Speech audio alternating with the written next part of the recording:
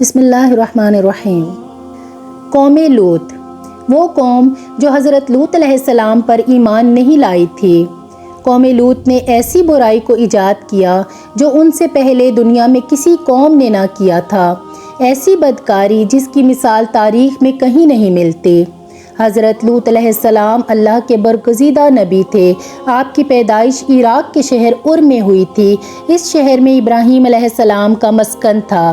دراصل لوط علیہ السلام کے والد ہاران حضرت ابراہیم علیہ السلام کے سگے بھائی تھے، یعنی حضرت لوط حضرت ابراہیم علیہ السلام کے بھتیجے تھے۔ چونکہ حضرت لوط علیہ السلام کے والد ان کے بچپن ہی میں انتقال کر چکے تھے، لہٰذا حضرت لوط علیہ السلام کو حضرت ابراہیم علیہ السلام نے بیٹا بنا کر پالا تھا۔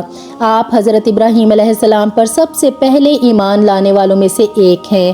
آپ حضرت ابراہیم علیہ السلام کے زمانے میں اہل سدوم کی رہنمائی کے لیے نبوت کے منصب پر فائز ہوئے۔ یہ علاقہ نہایت ہی سرسبز تھا۔ یہاں طرح طرح کے اناج، پھل، میوے بکثرت پیدا ہوتے تھے، اور یہی وجہ تھی کہ آس پاس کی بستیوں کے لوگ اپنی معاشی اور غذائی ضروریات کے لیے ان بستیوں کی طرف آتے تھے۔ مگر یہ بات اہل سدوم کے لوگوں کو بالکل بھی پسند نہ تھی۔ ان کے خیال میں ان کی بستیوں میں پیدا ہونے والے پھلوں، اناج اور سبزیوں پر صرف انہی کا حق تھا۔ وہ نہیں چاہتے تھے کہ دوسری بستیوں کے لوگ ان کے علاقے میں آئیں۔ ایک دن سدوم کے لوگ اس بات پر غور و فکر کر رہے تھے کہ باہر سے آنے والے لوگوں کو یہاں آنے سے آخر کیسے روکا جائے کہ ابلیس ایک بزرگ کی شکل میں ان کی محفل میں آیا اور کہا، اگر تم ان سے جان چھڑانا چاہتے ہو تو تم میرے کہنے پر عمل کرو۔ اس اجنبی بزرگ کی بات لوگوں نے بڑی توجہ سے سنی۔ ابلیس نے کہا، میں کل بتاؤں گا۔ دوسرے دن ابلیس ایک خوبصورت جوان لڑکے کے بھیس میں آیا اور انہیں اپنی عورتوں کے بجائے مردوں کے ساتھ فعل بد کرنا سکھایا۔ ابلیس نے کہا کہ اگر تم ان بستیوں کے لوگوں سے نجات چاہتے ہو جو تمہاری بستی میں آ جاتے ہیں تو ایسا کرو کہ جب بھی کوئی شخص تمہارے علاقے میں آئے تو تم لوگ زبردستی اس کے ساتھ اپنی خواہش پوری کرو۔ اس طرح یہ لوگ اس بستی میں آنا چھوڑ دیں گے۔ اپنی نفسانی خواہشات کے لیے مردوں سے بدفعلی اس قوم کا دستور بن گیا تھا۔ یہاں بے حیائی عام ہو گئی تھی۔ امراء، سردار، رؤسا، ہر طبقے میں گھر گھر یہ عمل پھیل گیا تھا۔ بھری محفل میں یہ لوگ اس فحاشی کے کام کو کر کے خوش ہوتے تھے۔ کوئی بھی محفل اس کام کے بغیر ادھوری سمجھی جاتی تھی۔ خاص طور پر مسافروں میں سے کوئی خوبصورت لڑکا ہوتا تو یہ لوگ اسے اپنا شکار بنا لیتے۔ اہل سدوم اپنی روزمرہ زندگی میں سخت ظالم، دھوکے باز اور بدمعاملہ تھے۔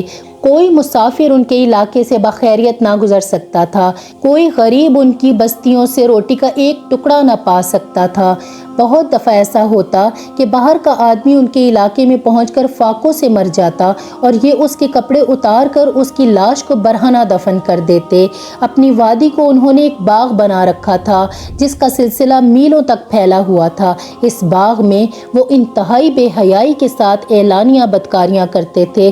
حضرت لوط علیہ السلام نے انہیں توحید کی دعوت دی اور بدکاری کے اس گھنونے عمل سے توبہ کرنے کا حکم دیا۔ حضرت لوط علیہ السلام نے کہا، تم بے حیائی کیوں کرتے ہو؟ کیا تم عورتوں کو چھوڑ کر لذت حاصل کرنے کے لیے مرد کی طرف مائل ہوتے ہو؟ حقیقت یہ ہے کہ تم احمق ہو۔ حضرت لوط علیہ السلام اہل سدوم کو دن رات واعظ و نصیحت کرتے تھے، لیکن قوم پر اس کا کوئی اثر نہ ہوا، بلکہ وہ بہت فخریہ انداز میں یہ کام کرتے تھے۔ انہیں حضرت لوط علیہ السلام کا سمجھانا بھی برا لگتا تھا، لہٰذا قوم نے صاف صاف کہہ دیا کہ اگر تم ہمیں اسی طرح برا کہتے رہے اور ہمارے کاموں میں مداخلت کرتے رہے تو ہم تمہیں اپنے شہر سے نکال دیں گے۔ حضرت لوط علیہ السلام نے نصیحت اور تبلیغ کا سلسلہ جاری رکھا، اور ایک دن اہل سدوم نے خود ہی عذاب الہی کا مطالبہ کر دیا۔ اللہ سبحانہ و تعالیٰ نے اب تک ان کی اس فحاشی اور بدکاری کے باوجود ڈھیل دے رکھی تھی، لیکن جب انہوں نے حضرت لوط علیہ السلام سے ایک دن کہا کہ اگر تم سچے ہو تو ہم پر عذاب لے آؤ، لہٰذا ان پر عذاب الہی کا فیصلہ ہو گیا۔ اللہ سبحانہ و تعالیٰ نے اپنے خاص فرشتوں کو دنیا کی طرف روانہ کر دیا۔ یہ فرشتے دراصل حضرت جبرائیل، میکائیل اور اسرافیل علیہ السلام تھے۔ یہ فرشتے حضرت لوط علیہ السلام کے گھر تشریف لے آئے۔ حضرت لوط علیہ السلام نے جب ان خوبصورت نومر لڑکوں کو دیکھا تو سخت گھبراہٹ اور پریشانی میں مبتلا ہو گئے۔ انہیں یہ خطرہ محسوس ہوا کہ اگر ان کی قوم کے لوگوں نے انہیں دیکھ لیا تو نہ جانے ان کے ساتھ کیا سلوک کریں گے۔ حضرت لوط علیہ السلام کی بیوی آپ پر ایمان نہ لائی تھی، وہ دراصل منافقہ تھی، وہ کافروں کے ساتھ تھی، لہٰذا اس نے جا کر اہل سدوم کو یہ خبر دے دی کہ لوط کے گھر نوجوان لڑکے مہمان ٹھہرے ہوئے ہیں۔ یہ سن کر بستی والے دوڑتے ہوئے حضرت لوط علیہ السلام کے گھر پہنچے۔ حضرت لوط علیہ السلام نے کہا، اے قوم، یہ جو میری قوم کی لڑکیاں ہیں یہ تمہارے لیے جائز اور پاک ہیں، اللہ سے ڈرو اور مجھے میرے مہمانوں کے سامنے رسوا نہ کرو۔ حضرت لوط علیہ السلام کی بات سن کر وہ بولے، تم بخوبی واقف ہو کہ ہمیں تمہاری بیٹیوں سے کوئی حاجت نہیں ہے اور جو ہماری اصل چاہت ہے اس سے تم بخوبی واقف ہو۔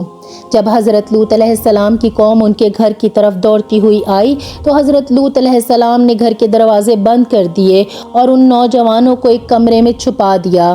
ان بدکار لوگوں نے آپ کے گھر کا گھیراؤ کیا ہوا تھا اور ان میں سے کچھ گھر کی دیوار پر چڑھنے کی کوشش کر رہے تھے۔ حضرت لوط علیہ السلام اپنے مہمانوں کی عزت کے خیال سے بہت زیادہ گھبرائے ہوئے تھے۔ فرشتے یہ سب منظر دیکھ رہے تھے۔ جب انہوں نے حضرت لوط کی بے بسی اور پریشانی کا یہ عالم دیکھا تو حقیقت سے پردہ ہٹاتے ہوئے یوں فرمایا، اے لوط، ہم تمہارے رب کے بھیجے ہوئے فرشتے ہیں، یہ لوگ ہرگز تم تک نہیں پہنچ سکیں گے۔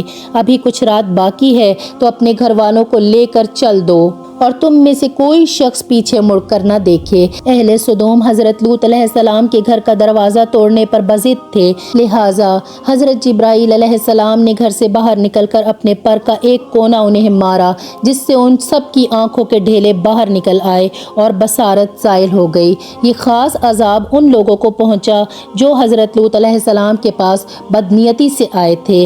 حضرت لوط علیہ السلام حقیقت حال جان کر مطمئن ہو گئے اور اپنے گھر والوں کے ساتھ رات ہی کو نکل کھڑے ہوئے۔ بیوی بھی ان کے ساتھ تھی، لیکن کچھ دور جا کر وہ واپس اپنی قوم کی طرف پلٹ گئی اور قوم کے ساتھ جہنم رسید ہو گئی۔ صبح کا آغاز ہوا تو اللہ کے حکم سے حضرت جبرائیل علیہ السلام نے بستی کو اپنے پر سے اکھاڑ دیا اور پھر اپنے بازو پر رکھ کر آسمان پر چڑھ گئے اور پھر اس بستی کو زمین پر دے مارا، جس کے بعد ان پر پتھروں کی بارش ہوئی۔ ہر پتھر پر مرنے والے کا نام لکھا ہوا تھا۔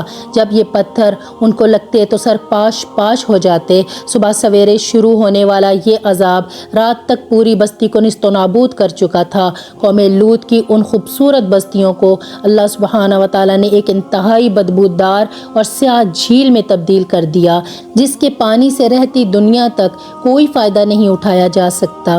سمندر کے اس خاص حصے میں کوئی جاندار، مچھلی، مینڈک وغیرہ زندہ نہیں رہ سکتے، اس لیے اسے ڈیڈ سی یعنی بحر مردار کہا جاتا ہے، جو اسرائیل اور اردن کے درمیان واقع ہے۔ ماہر آثار نے 10 سالوں کی تحقیق کے بعد اس تباہ شدہ بستی کو دریافت کیا تھا۔ تحقیقات سے پتہ چلتا ہے کہ اس جگہ زندگی بالکل ختم ہو چکی ہے۔ اہل سدوم جنہیں پتھر بنا دیا گیا تھا، ان کے بت ابھی تک بحر مردار کے پاس موجود ہیں، جو تا قیامت لوگوں کے لیے ایک عبرت ہیں۔ آج یورپی ممالک میں انسانی آزادی کے نام پر اس بدکاری کی اجازت دی جاتی ہے اور اس فحش عمل کو فخر سمجھا جاتا ہے، مگر حقیقت یہ ہے کہ ہم جنس پرستی بالکل فطرت کے خلاف ہے، جس سے انسانی معاشرہ تباہ و برباد ہو جاتا ہے۔ روایات کے مطابق ایک مرتبہ حضرت سلیمان علیہ السلام نے شیطان سے پوچھا، اللہ کے نزدیک سب سے بدترین عمل کیا ہے؟ ابلیس بولا، جب مرد مرد سے بدفعلی کرے اور عورت عورت سے خواہش پوری کرے۔ نبی کریم صلی اللہ علیہ وآلہ وسلم نے فرمایا کہ اس قوم پر لعنت ہو جو قوم لوط والا عمل کرے۔ اللہ سبحانہ و تعالی ہم سب کو عقل سلیم عطا فرمائے اور قرآن و سنت پر عمل کرنے کی توفیق اور طاقت عطا فرمائے۔ آمین یا رب العالمین۔